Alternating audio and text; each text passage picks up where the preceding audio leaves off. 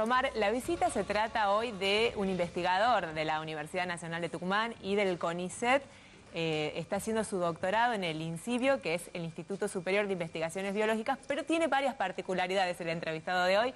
Vamos a hablar de ciencia y nuestro entrevistado también es deportista, por eso está muy vinculado en este caso la ciencia con el deporte, porque aunque a veces uno no lo crea o no se dé cuenta, en toda actividad que realicemos, inclusive también en la actividad física, hay procesos cerebrales muy complejos y esto está estudiando Leonardo Cano, que es licenciado en Educación Física y que se está doctorando en el CONICET. ¿Qué tal? Muy buenos días, bienvenido, Leo. Buen día, Dani, buen día para toda la audiencia. Bueno, un gusto tenerte acá. Leonardo, vamos a hacer, aunque sea muy breve, un pequeño recorrido por lo que fue, porque ya estuviste en Canal 10, pero como deportista. Leonardo es karateca profesional, estuvo representando al país en Juegos Panamericanos y siempre con notas en todos los diarios. ¿Qué pasó que del karate pasaste a la ciencia? Bueno, haciendo un breve resumen, siempre estuve entrenando desde los 8 años hasta los 28, entrené activamente karate, estuve compitiendo a nivel internacional y en paralelo empecé a estudiar el profesorado de Educación Física.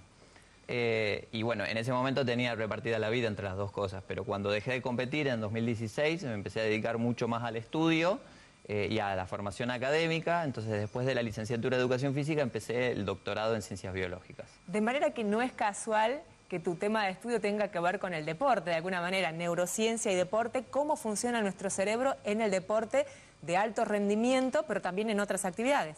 Sí, por supuesto, porque uno cuando entrena siempre quiere mejorar sus métodos de entrenamiento, entonces como iba eso apareado con el estudio que estaba haciendo, con la formación, lo que quería hacer es mejorar y mejorar y mejorar. Entonces eso motivó el tema de investigación, el planteo del trabajo para el doctorado, que es estudiar el cerebro, más allá de los músculos y de las cosas que se ve cuando uno entrena, qué es lo que pasa acá adentro, y cómo eso puede mejorar el rendimiento deportivo. Claro, uno cree que a veces la destreza o la precisión con la que un deportista profesional convierte un tiro de penal o hace alguna pose para ponerse en guardia en karate tiene que ver con algo físico, pero en la cabeza pasan muchísimas cosas que le dan esa precisión diferente, esa rapidez que solamente los deportistas profesionales tienen, ¿no? Sí, imagínate que una interacción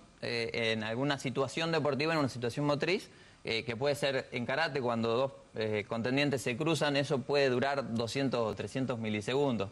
Y si bien es importante qué es lo que está pasando en ese momento, es qué es lo que ha pasado justo antes. Y ese momento de estudio entre los dos karatecas o entre un portero y el jugador que está por patear un tiro libre o cualquier situación de esas deportivas, lo que pasa antes es lo más importante. Y todo eso está pasando por el cerebro, en la toma de decisiones. La teoría, por lo menos con la que parten, es que hay un procesamiento diferente de la información en el cerebro de los deportistas de élite o, digamos, de alto rendimiento con respecto a la gente común. ¿Qué es lo que pudieron medir hasta acá? Porque sé que estuviste en España perfeccionándote, realizando estudios. Bueno, sí. Hice una pasantía en España durante un año donde tuvimos la posibilidad de hacer evaluaciones a sujetos control y también a deportistas de alto rendimiento para ver cuáles eran las diferencias a nivel del procesamiento cerebral. Lo que hicimos fue básicamente medir la actividad eléctrica del cerebro y la actividad eléctrica de los músculos y el rendimiento en términos de tiempo de cómo desarrollaban diferentes tareas motoras, ¿no? ¿Cuál fue esa primera conclusión que sacaron? Así como para todos nosotros, para que nos podamos entender. Bueno, la diferencia es que el procesamiento de la información desde que un estímulo llega por vía visual va hacia el cerebro y se procesa y se ejecuta una respuesta motora en un deportista puede ser de la mitad del tiempo de un sujeto control. Eso quiere decir que las vías por donde se comunica, por donde viaja la información dentro de las áreas cerebrales está mucho más automatizada. Ahora, estudiar esta respuesta en el cerebro de deportistas profesionales y de gente común puede tener muchas aplicaciones en el futuro, desde mejorar tal vez el entrenamiento físico de estos deportistas de élite, pero también puede tener algún tipo de aplicación en las terapias de rehabilitación. Pensamos en personas que tuvieron accidentes, ¿cómo sería? Sí, exactamente. Lo que nosotros estuvimos midiendo puntualmente es un biomarcador, ¿sí?, que determina qué grado de conectividad hay entre la actividad eléctrica del cerebro y la actividad eléctrica de los músculos. Entonces, en base a esa medición, a cuantificar, a darle un número a esa conectividad, nosotros podríamos calificar el proceso que lleva un sujeto en un entrenamiento deportivo, pero también en un proceso de rehabilitación, sobre todo en pacientes que están durante una terapia o que están realizando alguna terapia después de un accidente cerebrovascular o una lesión musculoesquelética.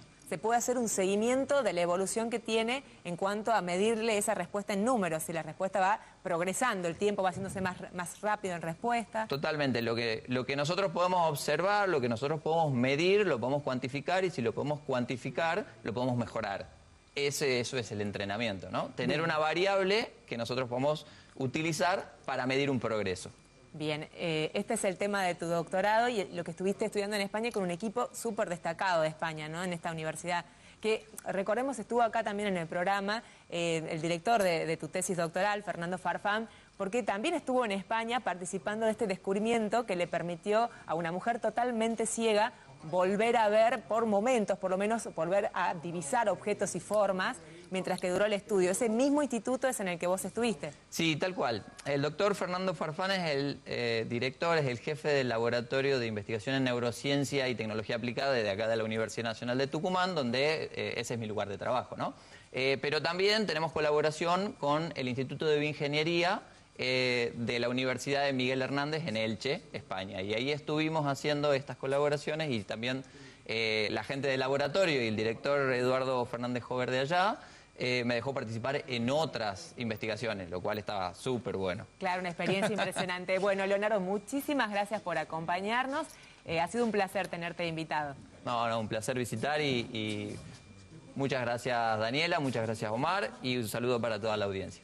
Bueno, aunque ustedes no crean, aquí en Tucumán se hace neurociencia, se hace bioingeniería, se analizan las primeras líneas básicamente en Tucumán, y desde educación física tenemos aquí a nuestro investigador, Omar. Sí, le queremos hacer una consulta, no lo queremos sacar, digamos, del contexto en el cual estamos dialogando con él, para ver si hay algún tipo de relación en lo que queremos plantear con Ariel.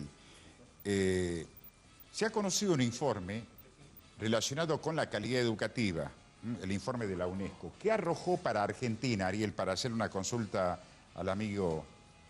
Bueno, la UNESCO presentó los resultados de un estudio que se hizo en 2019. Ojo, aquí no había todavía el efecto nocivo que le ha causado la pandemia a la educación argentina. La prueba midió alumnos de tercer y sexto grado en redacción. Los resultados muestran que los estudiantes tienen dificultades a la hora de adecuarse a lo que llaman convenciones de legibilidad. Esto es, la ortografía y la puntuación. Sobre todo, presentaron estas falencias los alumnos de tercer grado, ¿sí? Una prueba en la que Argentina formó parte de un grupo de 16 países que dieron esta prueba regional, correspondió a varios países de Latinoamérica. La escritura es una competencia altamente demandante a nivel cognitivo y, a diferencia del lenguaje oral, no se desarrolla en la mayoría de las personas de manera natural, advierten, a la vez que recalcan esto, ¿no? Hubo, por un lado, una buena atención a la consigna solicitada, pero dificultades a la hora de adecuarse a las reglas de ortografía y de puntuación. Bien, Leo, buen día, ¿no?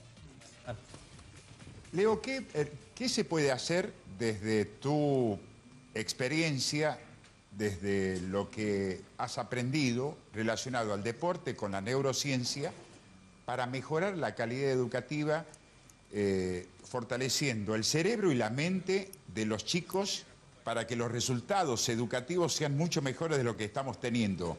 Porque muchos dicen por allí que el deporte con la educación no está relacionado, y hay una relación directa, ¿o no? Sí, totalmente.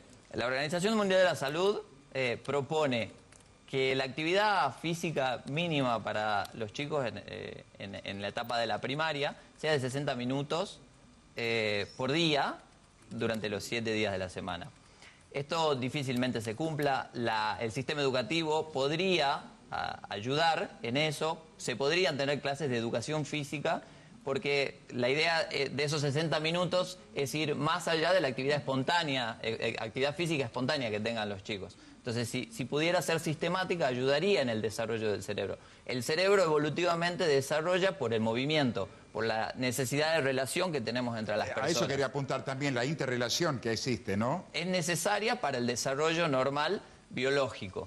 Entonces, un chico que está privado del movimiento porque está mucho tiempo sentado, porque pasa mucho tiempo acostado frente a pantalla sin estímulos más que los visuales, sí. ¿sí? Necesita estímulos corporales. Y en eso, el desarrollo del cerebro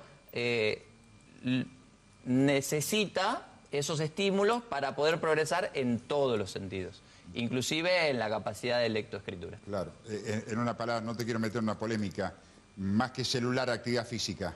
Por supuesto.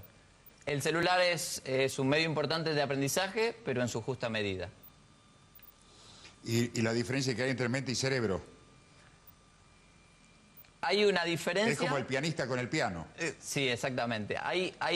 Se necesita una diversidad de estímulos porque es lo más importante para los chicos, es lo más significativo, pero no puede ser máximo del estímulo visual, del estímulo de las pantallas, ni máximo de lo físico. Lógicamente, el chico automáticamente dice estoy cansado. Pero si el sistema educativo en eso puede empujar hacia más actividad física, automáticamente va a bajar los niveles de exposición a las pantallas. Digo, ha sido un gusto. No, un gusto para mí. Venías con la promoción del deporte. Pero es hace unos educación años atrás. física. Yo soy profe de educación física, Sí. entonces en todo momento estamos siempre pensando en la devolución, en la docencia, en la generación de conocimiento en la gente. ¿Tu referente quién es? ¿En la educación física? No, en la neurociencia. Con Facundo Manes, me imagino. Sí, estoy la verdad que muy ligado con Facundo Manes desde los primeros libros que escribió y antes lo seguía un poco. La verdad que sí. No, políticamente... No. Desde el punto de vista... pero desde la neurociencia sí. Pero realmente no hay él que- despertó